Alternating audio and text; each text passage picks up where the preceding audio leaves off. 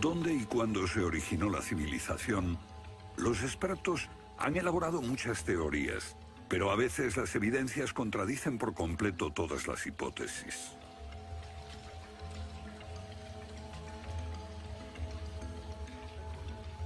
Bajo el suelo congelado de Siberia se han encontrado especies animales extinguidas por un repentino cataclismo global, como el mamut gigante. También se han descubierto mapas muy antiguos que muestran la Antártida siglos antes de que fuese descubierta. Este mapa tiene centenares de años y describe la auténtica configuración de la Tierra de la reina Maud, que está oculta bajo 1 kilómetro de hielos, y su configuración real no se conoció hasta 1949. Hace 100 años, un arqueólogo concluyó que la antigua ciudad de Tiahuanaco, en Bolivia, fue un observatorio estelar alineado con el Sol y las estrellas. Calculó que tendría 17.000 años. Su afirmación fue puesta en ridículo hasta hace poco tiempo. La única corrección que yo haría se debe a que ahora contamos con mejores mediciones, y sospecho que su antigüedad sería de unos 12.000 años. Tiahuanaco es la ciudad más antigua que conocemos en toda la Tierra.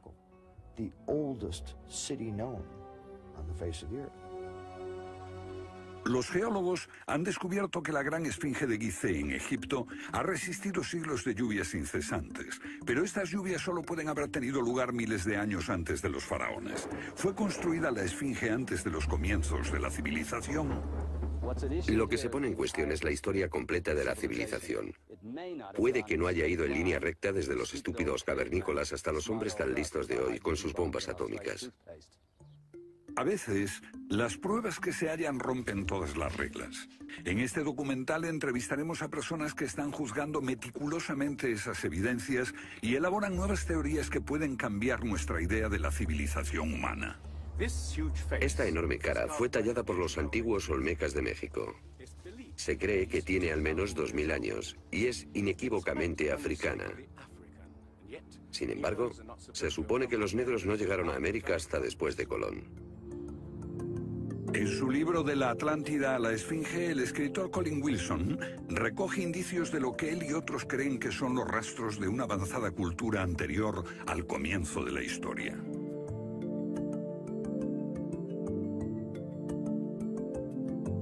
El filósofo griego Platón describió de manera precisa dicha civilización que, según le dijeron los sacerdotes egipcios, surcaban los mares miles de años antes, hasta que fue destruida por un terrible cataclismo. Platón la llamó Atlántida.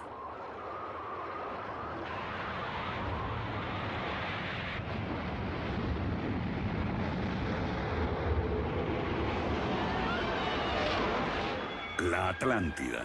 Un terrible cataclismo. Sabemos de una catástrofe así por otro mito, el diluvio bíblico, Noé y su arca, un mito igualmente despreciado por los científicos.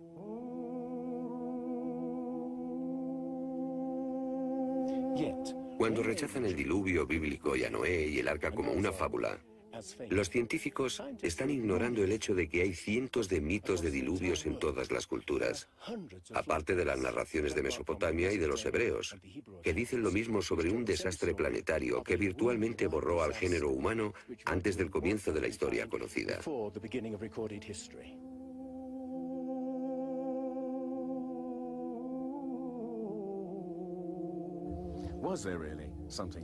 ¿Hubo realmente algo parecido a un diluvio? Y si así fue, ¿existió una civilización anterior a todas las otras? Digo una civilización, y no la Atlántida. Porque en cuanto se menciona la Atlántida, el científico exclama, «Oh, no», y deja de escucharnos. ¿Pero es neutral la ciencia?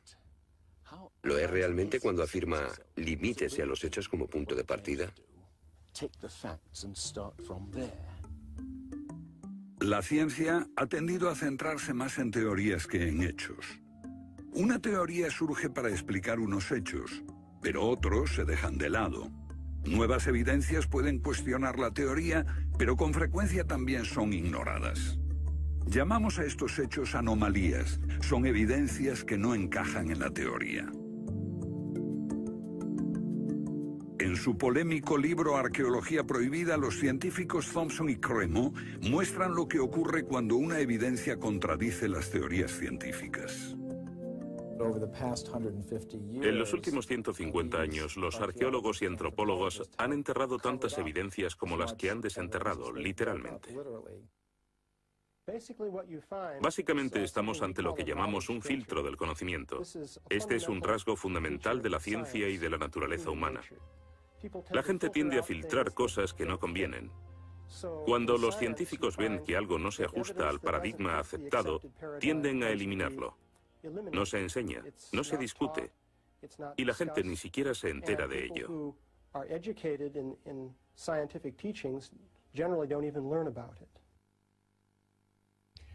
Lo que estamos diciendo, por ejemplo, sucedió en Iatitlan, México, en 1996.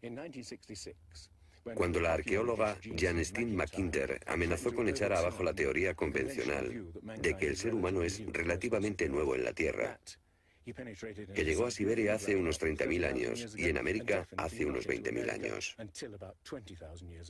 En México, la arqueóloga Stine McIntyre descubrió herramientas de piedra y huesos humanos y los sometió a una batería de pruebas científicas. En 1966 pensamos que era un yacimiento antiguo y creímos que tendría unos 20.000 años. En aquella época se pensó que era demasiado tiempo. Cuando lo datamos mediante una batería de métodos supimos que tenía 250.000 años. Sinceramente yo me hubiera sentido feliz con los 250.000 años. Fui ingenuo y pensé, bien, voy a dejar de pensar en las fechas. Tenemos la información. Hemos conseguido los hechos. Tomemos estos hechos y partamos de ahí. No me di cuenta de que arruinaría mi carrera por completo. Todas sus oportunidades profesionales se frustraron. El yacimiento fue cerrado. Los permisos para investigar denegados sistemáticamente. No obstante, más de 30 años después, unos arqueólogos descubrieron en Siberia vestigios de seres humanos de 300.000 años de antigüedad. Una fecha que de repente hizo que la datación de Jan McIntyre no pareciese tan improbable después de todo. No es necesariamente una conspiración deliberada. No decimos que se trate de personas reunidas en una habitación y diciendo, vamos a engañar a la gente. Es algo que ocurre automáticamente en la comunidad científica. Cuando una evidencia difiere de la teoría predominante, no se habla de ella, no se da información. Y eso significa que la ciencia deja de progresar de la forma en que uno desearía.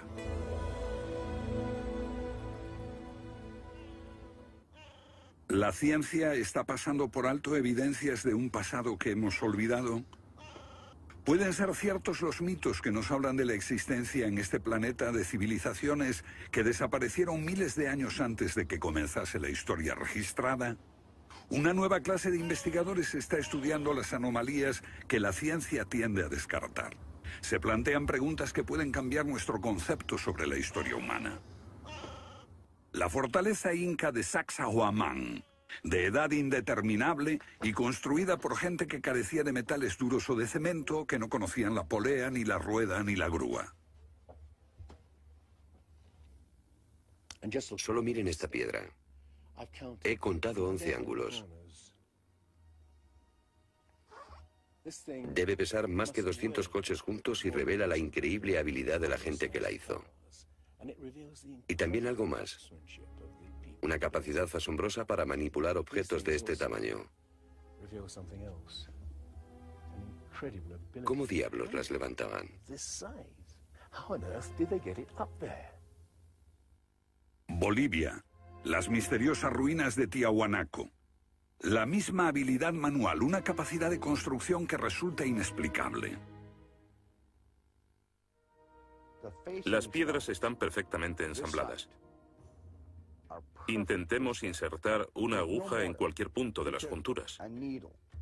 La aguja no entra.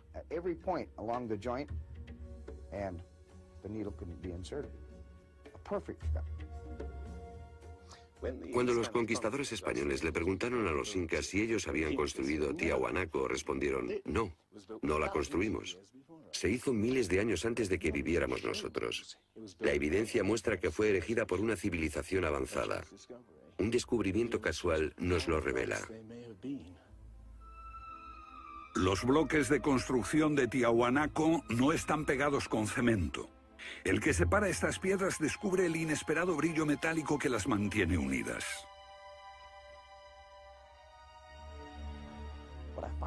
Lo que encuentro asombroso es que para trasladarlas a cada uno de los lugares donde empleaban este material, ellos tenían que contar con una especie de planta de fundición móvil para licuar el metal.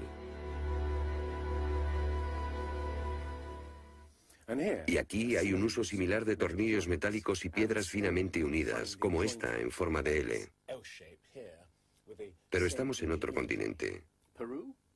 África, Egipto, la tierra de las pirámides. Las 3 pirámides de Gizeh, una maravilla del mundo antiguo.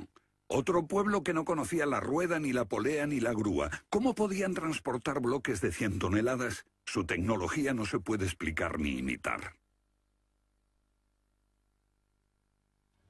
Soy ingeniero y puedo decirles que levantar bloques de este tamaño, de este peso, requiere una grúa especial. Una gente que carecía de tales grúas o de una simple polea o una rueda, empleando herramientas de cobre, ¿cómo pudieron hacerlo? Bobal cree que la Gran Pirámide de Gizeh era mucho más que una tumba y que revela un sorprendente nivel tecnológico. En su libro Guardián del Génesis, Robert Bobal y Graham Hancock enumeran muchas hazañas inexplicables. Chris Dunn, experto en perforaciones. Bueno, permítanme una pregunta. ¿Cómo cree que lo hicieron? El sarcófago de la Cámara del Rey. ¿Cómo lograron unos constructores primitivos que la superficie interior encajase con la superficie de la piedra del sarcófago al milímetro? Esta habilidad requiere profundos conocimientos de física. Es un misterio como la perforación misma. Primitivamente, la típica manera de hacerlo sería con una sierra de arco, un berbiquí. Introducirían la herramienta en la pieza usando arena o un diamante, pero pienso que eso supondría mucho tiempo, muchos años para hacerlo.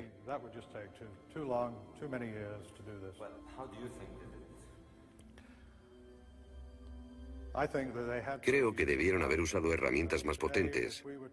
Hoy, para perforar esto, tendríamos que hacerlo a una velocidad de 6-10 milímetros por revolución de taladro en el granito.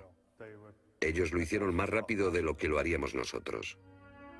Más rápido, investigadores como Chris Dunn se preguntan acerca del propósito de emplear este raro instrumento en un friso oculto. Taladros superpotentes. Esto parece una conclusión precipitada. Los indicios de un taladro de alta velocidad se erigen en otro misterio sin resolver. Ahora miren esto. La increíble precisión de la mano de obra. La total suavidad de las paredes en esta supuesta tumba para bueyes sagrados. Y que implica un alto nivel de destreza. Por supuesto, eso podría explicarse en términos de cientos de obreros puliéndolas durante 10 años seguidos. Pero, si hablamos del misterio de los vasos egipcios,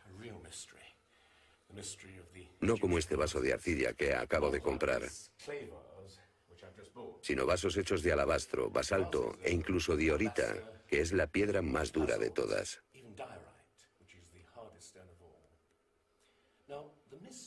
Es bastante fácil ver cómo se podría ahuecar taladrando directamente hacia adentro. Pero, ¿qué pasa con los ángulos? La tecnología moderna es incapaz de hacerlo. Sin embargo, los antiguos egipcios moldeaban miles de piezas. Algunas de ellas 2000 años antes de la civilización que se supone surgió aquí. ¿Cómo? Otro misterio sin explicar. Inexplicable. ¿Cómo pudieron los constructores alinear sus gigantescas pirámides con los puntos cardinales tan impecablemente? En perfecta dirección este-oeste y norte-sur, con una exactitud no igualada por los modernos constructores. La Gran Pirámide parece ser un modelo matemático del hemisferio norte e incorpora el trascendental valor de pi, las veces que cabe el diámetro de un círculo en su circunferencia.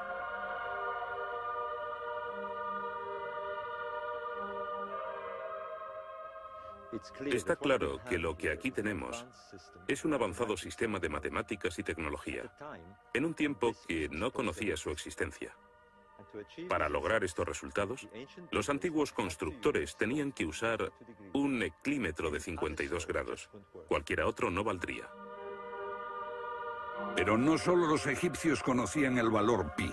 Ese valor también está representado en la pendiente de esta pirámide y en el extraño ángulo que le dieron sus constructores, en Teotihuacán, México, el lugar que los indios llamaban Ciudad de los Dioses.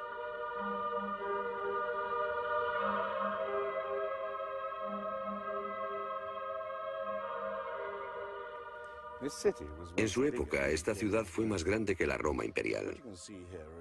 Lo que pueden ver es una serie de estanques que llenaban de agua, cuya superficie lisa reflejaba los cielos y cuyas ondas podrían servir como anuncio de terremotos.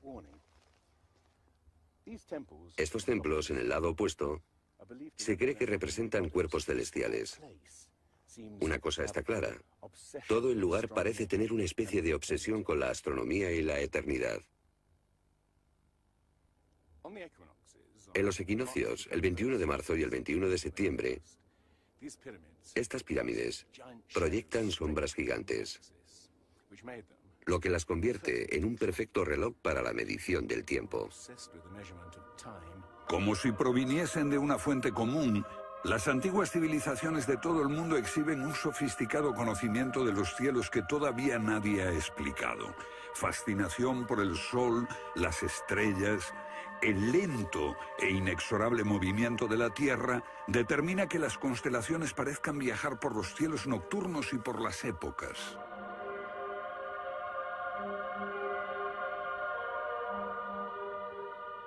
Según los estudiosos, los antiguos egipcios no tenían un gran conocimiento de la astronomía. Pero en el templo de Dendera hay muestras de su sofisticado conocimiento del cielo. Miren las constelaciones del zodíaco: Leo, Tauro, Piscis. Y aquí, la constelación de Orión. Bauval cree que la astronomía es la llave de muchos misterios de las pirámides.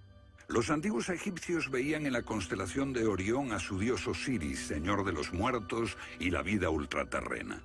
Bauval halló el reflejo de ese dios en las pirámides de...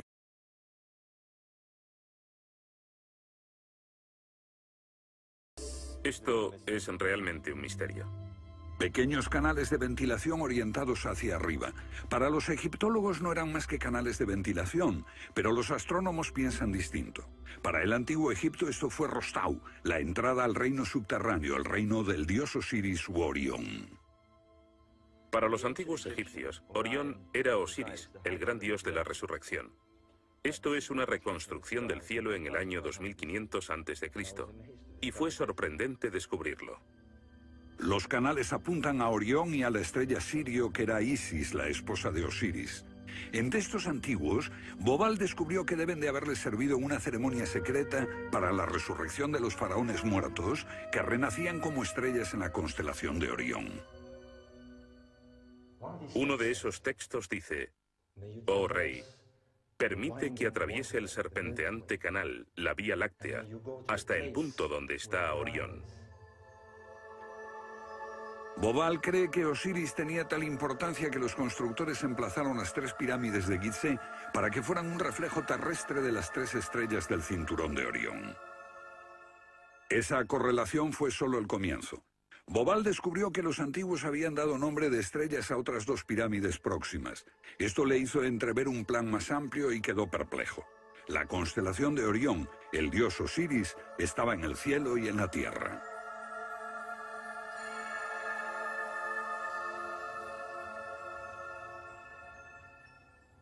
México, donde Teotihuacán presenta otro paralelo. Una leyenda la llama la ciudad de los dioses y sugiere que su propósito era convertir a los hombres en seres celestiales. Como ocurre en Egipto con las pirámides de Giza, los mitos hablan de la reencarnación en las estrellas. Ese es el secreto de Teotihuacán.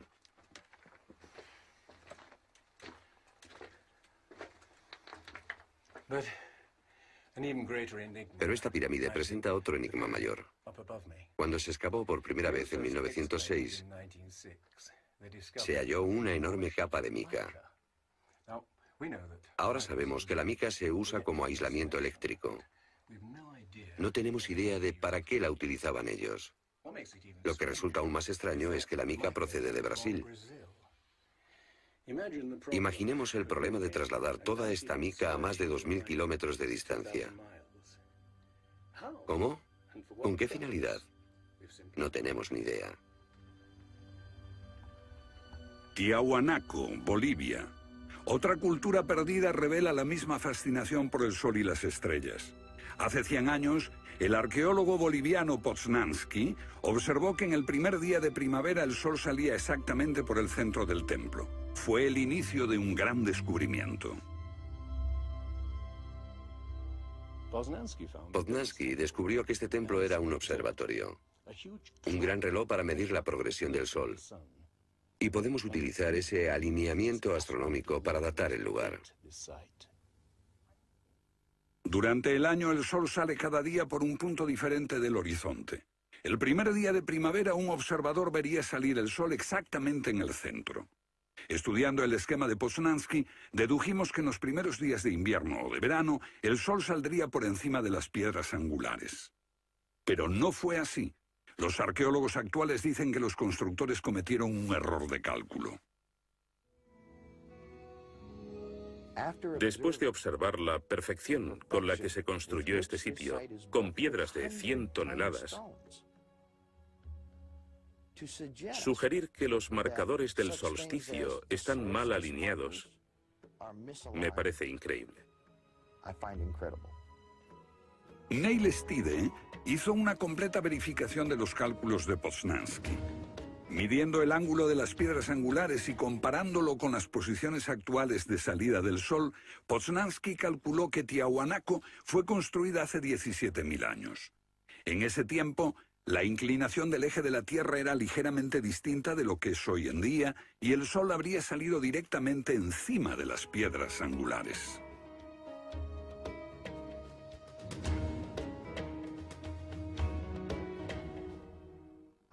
Yo sospecho que la fecha sería más bien de 12.000 años. Pero eso haría que todos nos cuestionásemos completamente los orígenes de la civilización. Una civilización perdida en el tiempo dejó sus huellas en varios lugares del mundo.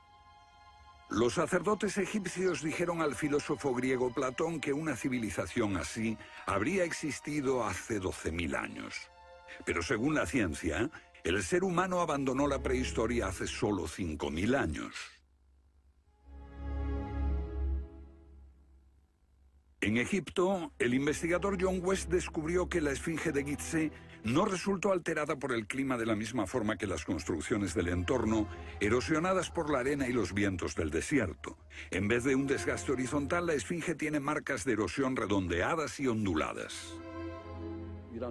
No se necesita ser geólogo para mirar y ver lo que se debe al tipo de clima. Solo el agua, cayendo copiosamente sobre las paredes del recinto, pudo producir esos contornos redondeados.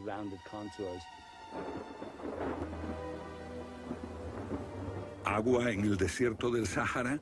Ciertamente no en tiempos de los faraones. Para eso hay que trasladarse a finales de la era glaciar. Unos 10.500 años antes de Cristo, miles de años antes de que existiesen los faraones. ¿Pero por qué entonces la esfinge tiene cabeza de faraón?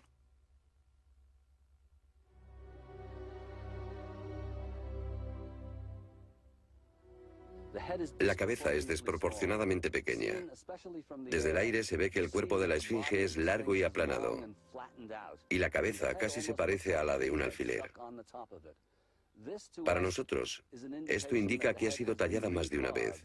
En otras palabras, la cabeza se rehizo en algún momento de su larga historia. John West cree que la esfinge era originalmente un enorme león que un desconocido grupo de escultores modeló en la roca antes del 10.500 a.C.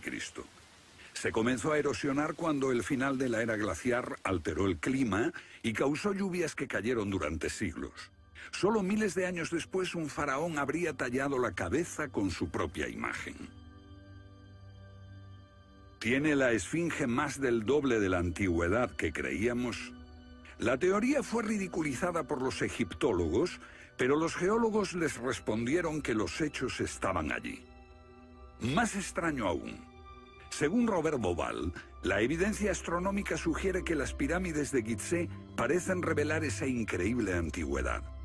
La disposición de Gizeh coincidía misteriosamente con la posición de Orión en el año 10.500 a.C., cuando la esfinge miraba hacia Leo, su propia imagen en los cielos.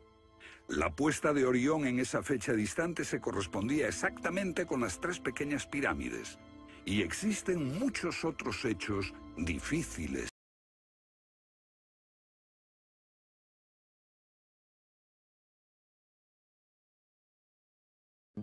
Esto coincide exactamente con las ideas que se desarrollaron tras los análisis geológicos de la esfinge. Dos ciencias sólidas indican que la esfinge podría remontarse al año 10.500 a.C.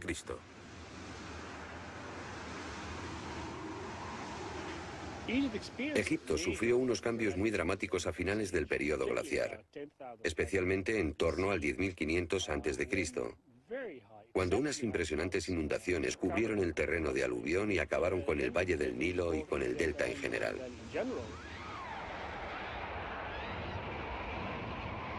«10.500 años antes de Cristo, un periodo de inundaciones. ¿Pudieron los diseñadores de Gizeh remontarse a un tiempo tan distante? El tiempo de sus mitos dice que el dios Osiris y sus asistentes ascendieron del caos para traer los primeros frutos de la civilización. ¿De dónde vinieron?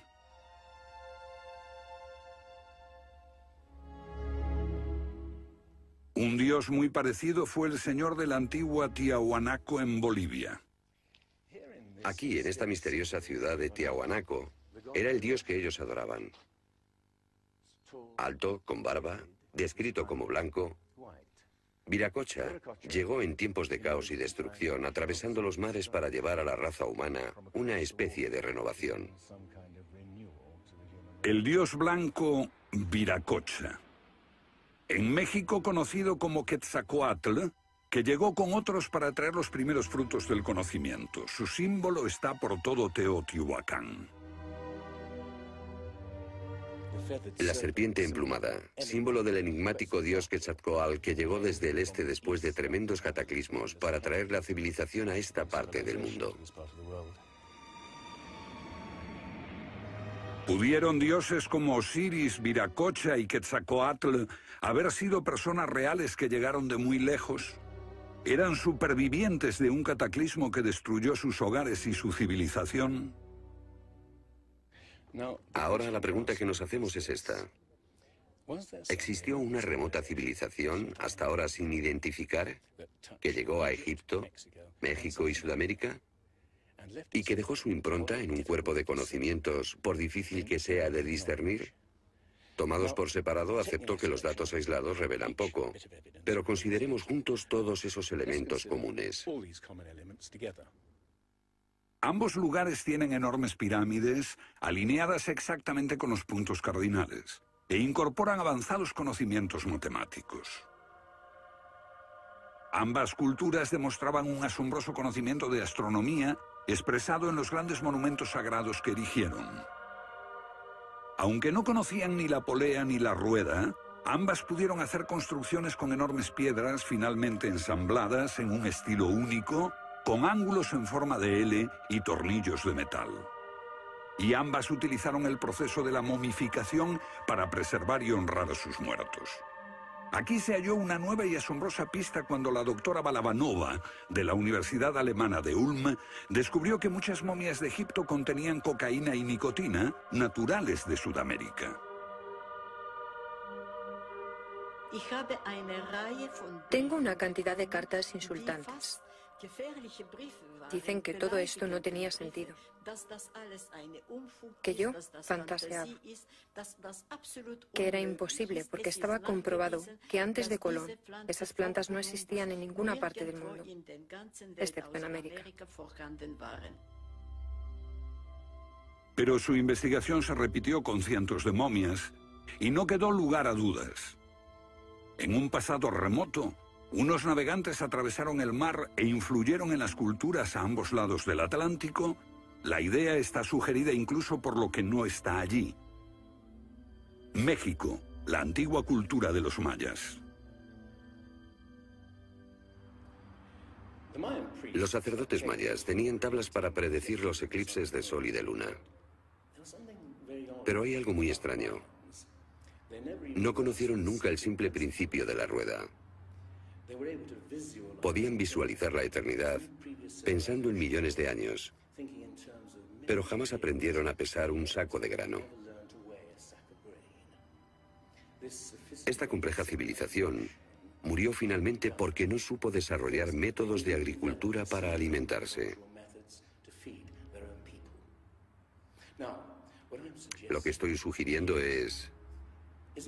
¿puede que ellos heredaran una parte específica de su conocimiento de una civilización anterior, mucho más sabia? Un contacto.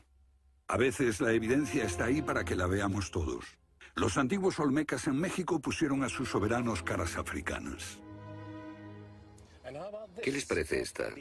Tallada por esos mismos olmecas. Es genéticamente imposible que un indio tenga barba, pero aquí está la cara de un blanco caucasiano, esculpida 2000 años antes de que los españoles llegaran al Nuevo Mundo.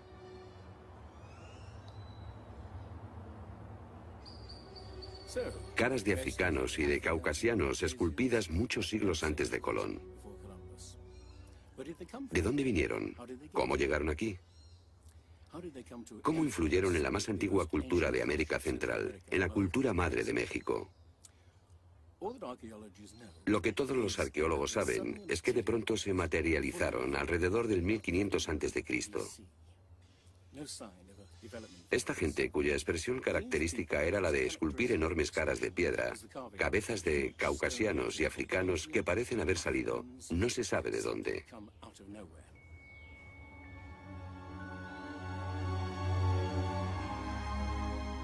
Oaxaca, la antigua ciudadela del Monte Albán.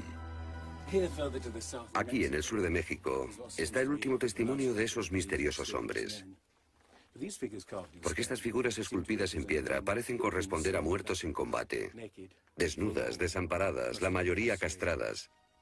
Este puede reflejar el momento en que estos hombres desaparecieron de la historia.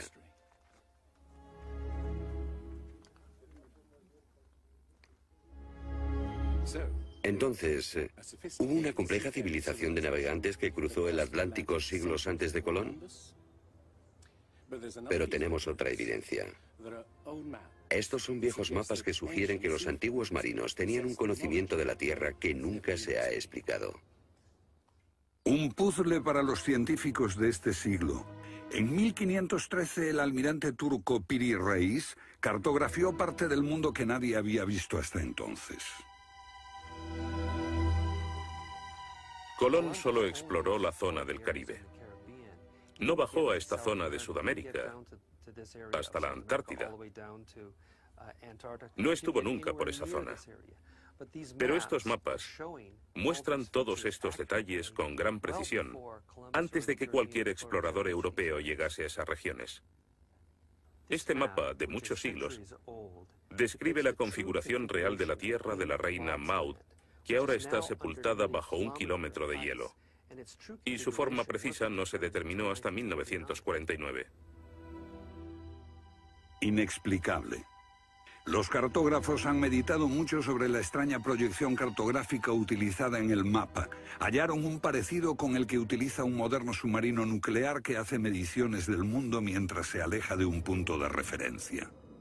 En este caso, el centro está en Egipto. ¿Es ese el hogar de los antiguos cartógrafos? El mapa muestra exactamente esta parte del mundo, pero hay más. Para mí el aspecto más significativo del mapa de Piri Reis es que describe exactamente la longitud. Algo que los europeos no fueron capaces de hacer hasta el siglo XVIII. La longitud.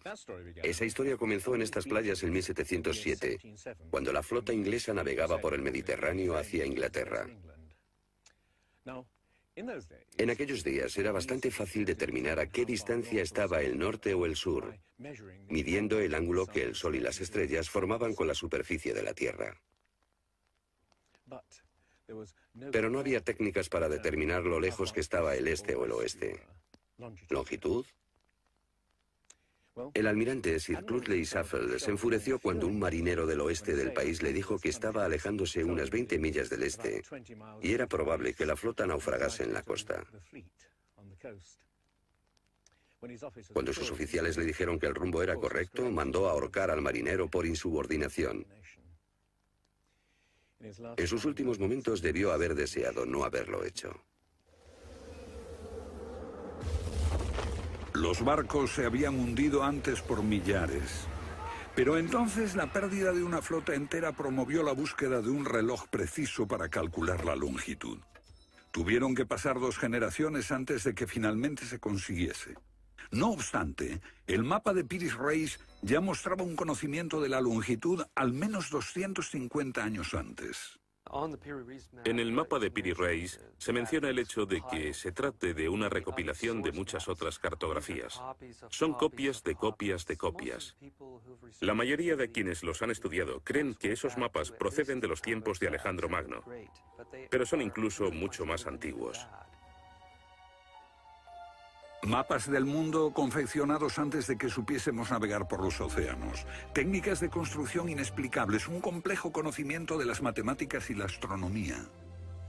Si existió una tecnología tan avanzada capaz de dar sus conocimientos a los constructores de la Esfinge y a los pueblos de los Andes y México, ¿qué pasó con ella?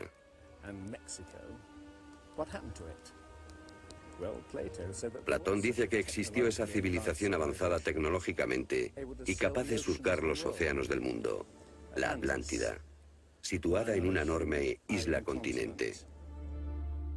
Rechazando una civilización perdida, la ciencia niega también la idea de una catástrofe global que la destruyó. Pero Platón y la Biblia no son las únicas evidencias. El Popol Vuh, libro sagrado de los mayas, habla de enormes marejadas e inundaciones que azotaron el mundo durante meses. Una lluvia fría y negra indescriptible y granizo. Los antiguos hablaban de tiempos de caos, de inundaciones y oscuridad de los cuales emergieron los dioses para dar forma a la tierra de Egipto.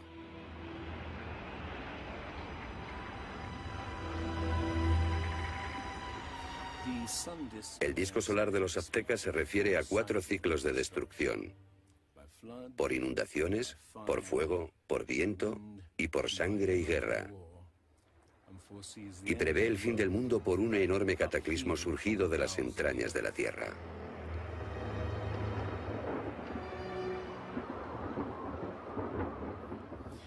Otros mitos de la América antigua hablan de inundaciones apocalípticas y torrentes de fuego, de erupciones volcánicas y terremotos. Un pasado que no podemos recordar ni olvidar.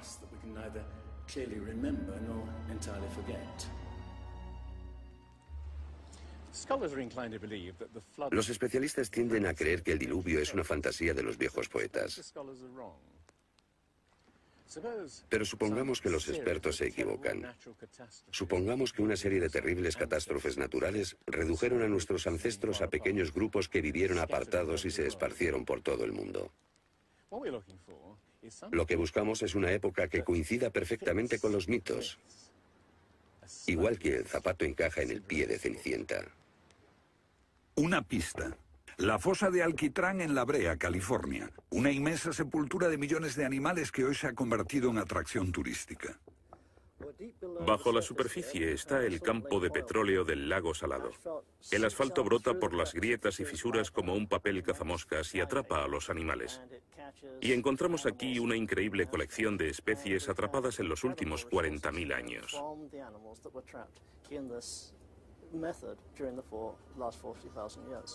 Esta fosa de Alquitrán puede leerse como un libro de tiempos remotos, cuando abundaban los animales y nosotros no los considerábamos como originarios de América. Mamuts, elefantes, rinocerontes, perezosos gigantes, tigres sable, incluso caballos y camellos. Después, una tremenda catástrofe los barrió, al parecer en unas pocas décadas, en torno al 10.500 a.C., hace más de 12.000 años. Todos los grandes animales, cualquier animal más grande que un coyote, se extinguieron en pocas décadas. Sí, fue sin duda una gran catástrofe.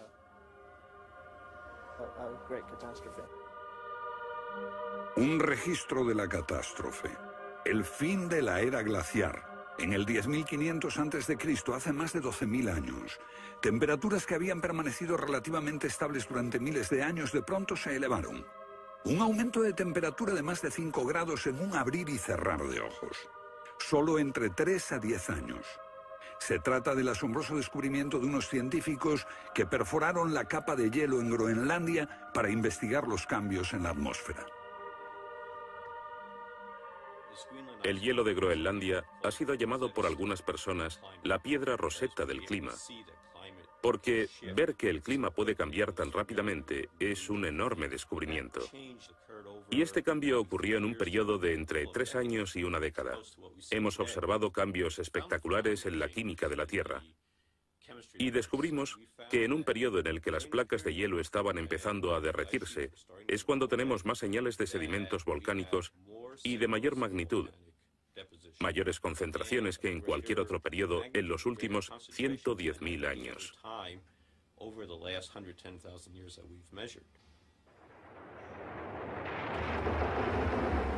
Un surgimiento de volcanes nunca visto, acompañado por desórdenes atmosféricos y gigantescas inundaciones. Porque mientras las placas de hielo de más de 1 kilómetro de espesor se derretían en pocos años, el nivel de los mares aumentaba dramáticamente. De repente, los mares ocuparon lo que había sido suelo seco. Se podía caminar desde Gran Bretaña a Escandinavia antes de que una revolución climática diese forma al Mar del Norte. Fue un periodo en que las grandes inundaciones cubrieron las llanuras de América del Norte y por eso es que se encuentran esqueletos de ballenas en Michigan. Un tiempo de cataclismos a finales de la era glaciar, que puede coincidir con los mitos. Solo en el Nuevo Mundo se extinguieron alrededor de 70 especies de grandes animales. Mamuts, perezosos gigantes, camellos, caballos. Permítanme ponerlo en perspectiva. En los anteriores 200.000 años se había extinguido menos de 1/3 de esa cantidad. Y este modelo extraordinario de extinción se repitió en Europa y Asia. En las capas subterráneas de hielo de Siberia y Alaska se descubrió una masa enmarañada de huesos de millones de animales que perecieron en un cataclismo. El mamut gigante no murió a manos de los cazadores. Desapareció por una catástrofe natural. A finales del siglo XIX, unos cazadores encontraron por casualidad el cuerpo de un enorme animal congelado. Después de ser desenterrado y transportado, se encontró que en el estómago tenía plantas pertenecientes a un clima templado y aún sin digerir. El animal se había congelado de una forma muy rápida, como no es capaz de hacerlo ningún congelador moderno. Lo cierto es que hace unos 12.000 o 13.000 años un frío inmenso azotó Siberia. El enigma de los mamuts congelados en un instante ha dado pie a extrañas anécdotas. Algunas ciertas y otras no. Lo que es auténtico es un informe del barón Wrangel, un naturalista del siglo XIX que descubrió la isla Byrd al norte de Siberia, donde la arena quedó literalmente mezclada con bancos de huesos y colmillos de mamut y otros animales que habían desaparecido en alguna catástrofe. Esas extinciones masivas, esa imponente actividad volcánica, ese veloz derretimiento del hielo, parecen sugerir que hubo un cambio climático brusco hace 12.000 años. Hay algún factor desconocido que no logramos descubrir.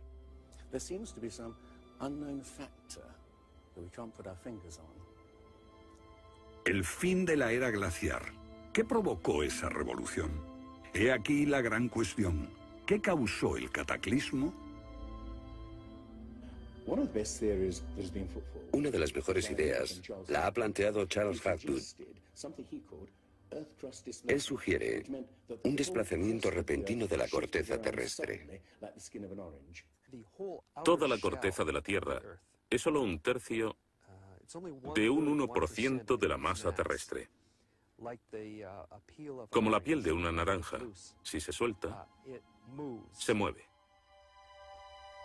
Más fina que una cáscara de huevo, la corteza de la Tierra queda apoyada en un interior líquido. La teoría imperante sobre la corteza terrestre es la de las placas tectónicas. Los continentes se separan lentamente durante cientos de millones de años, aunque la ciencia rechazó esa teoría durante más de medio siglo. Ahora niega también la idea de que la corteza pudo moverse en su conjunto y repentinamente. Pero un científico quedó hipnotizado por la idea. Se llamaba Albert Einstein.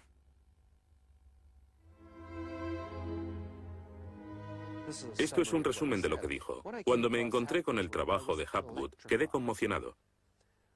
Se trataba de una idea simple, pero que podría explicar una serie enorme de problemas. Hapgood tenía esa teoría. La cuestión era cuál fue el mecanismo que puso en movimiento el gigantesco conjunto.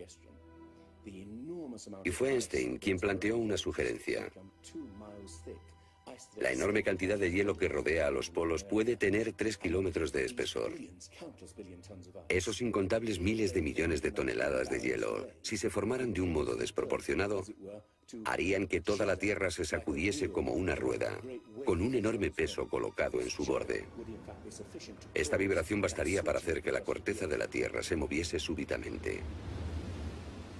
Hace 55.000 años el Polo Norte estaba cerca de Europa, pero de pronto se desplazó hacia la bahía de Hudson, en Canadá. Y en torno al año 12.500 a.C. se volvió a mover casi 2.000 millas hasta donde está actualmente.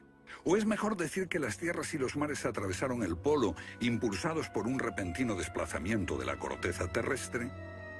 De ser así, esta es una de las cosas que habían ocurrido al final de la era glaciar. El desplazamiento impulsó a América fuera de la zona polar. El mar en el norte se congeló con una fina capa de solo unos metros de espesor. La inmensa vieja capa de hielo de Norteamérica, con más de 1,5 kilómetros de grosor, se derritió rápidamente en pocos años. Ahora, lo que es muy interesante de la teoría de Hapgood y Einstein es que también explica bastante bien algunos otros mitos, independientemente del diluvio. Hay mitos sobre tremendos terremotos, catástrofes volcánicas, lluvias negras cayendo del cielo, congelación repentina, congelación del suelo. Y podemos ver que un ejemplo de esto es precisamente lo que pudo pasar si la corteza terrestre se desplazó. Con bastante rapidez, las áreas que antes habían estado congeladas pasarían a ser zonas cálidas, y así se explicarían hechos como el rápido congelamiento de los mamuts en Siberia. Si el desplazamiento de la corteza terrestre causó el diluvio que aniquiló una civilización, ¿dónde estaba esa civilización? Algunos investigadores creen haberla hallado en la isla griega de Santorini, que fue devastada por una terrible erupción, o en la antigua Troya, o en la isla alemana de Heligoland, casi arrastrada hacia el Mar del Norte. Pero no se ha encontrado nada. Y es precisamente este problema lo que ha hecho descartar la Atlántida de Platón como una propuesta seria. Veamos. Los oceanógrafos han cartografiado los suelos oceánicos y sencillamente no hay ningún continente perdido. ¿O sí? Platón describe la Atlántida como una vasta isla-continente con montañas, situada en medio del océano. Y el océano, por supuesto, es el océano que rodea toda la Tierra. Fue más tarde que comenzamos a dividir el océano en diferentes partes, llamándolo Atlántico, Pacífico, etc. En realidad el mundo tiene un solo océano. Y los mitos de todo el mundo son muy explícitos acerca de lo que pasa. El Sena-Vesta, de la literatura védica, describe que esa isla no solo se destruyó tras un diluvio, sino que está cubierta por nieve y hielo. De modo que estamos buscando una isla cubierta de nieve en medio del océano, y una gran candidata para este papel es la Antártida. Si el Polo Norte se desplazó, también debió hacerlo el Polo Sur. Flennat cree que hace 12.000 años una parte de la Antártida permanecía en zonas templadas y pudo haber albergado una civilización que desapareció cuando el continente se convirtió en el Polo Sur. Esa es la explicación que él encuentra en los mapas que muestran partes de la Antártida que están debajo del hielo. El almirante turco Piri Reis demuestra un conocimiento de la Antártida que no debería de tener. Tras examinarlos, especialistas en cartografía de la Armada y de las Fuerzas Aéreas nos dicen: hemos hecho comparaciones de picos salientes y de montañas. Hemos descubierto que coinciden de forma asombrosa. Lo que debemos enfatizar es que no estamos hablando de un mapa, el mapa de Piri Reis, que podría cuestionarse. Estamos hablando literalmente de docenas de mapas. Por ejemplo, el mapa Phineus de la Antártida es sumamente preciso en cuanto a la configuración, mostrando sistemas fluviales que existieron allí, pero que no se conocían en el siglo XVI. La Antártida no fue descubierta hasta cerca del año 1800. Entonces, ¿cómo pudieron los cartógrafos europeos representarla? Solo, cree Flenard, si ellos la copiaron de copias de otras copias de mapas que se remontan milenios atrás.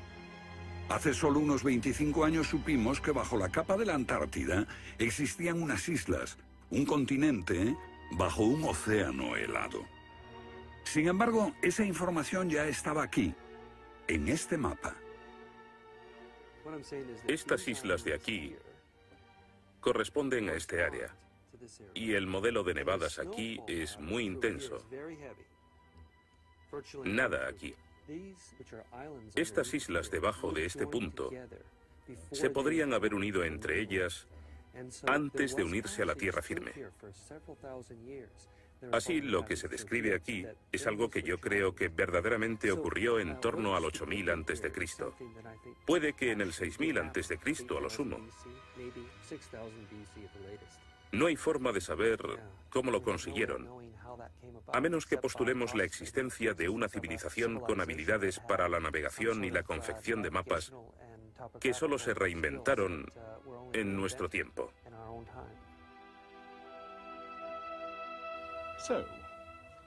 ¿Fueron los comienzos de la civilización humana más remotos de lo que suponíamos? Puede que uno sienta que muchos elementos de esta hipótesis suponen conjeturas extravagantes que, vistas por separado, pueden ser todas discutibles. Pero si juntamos esas piezas, como las piezas de un puzzle, se empieza a ver que surge un modelo. Una civilización que se desvaneció y fue olvidada mucho antes de que comenzase el registro de la historia.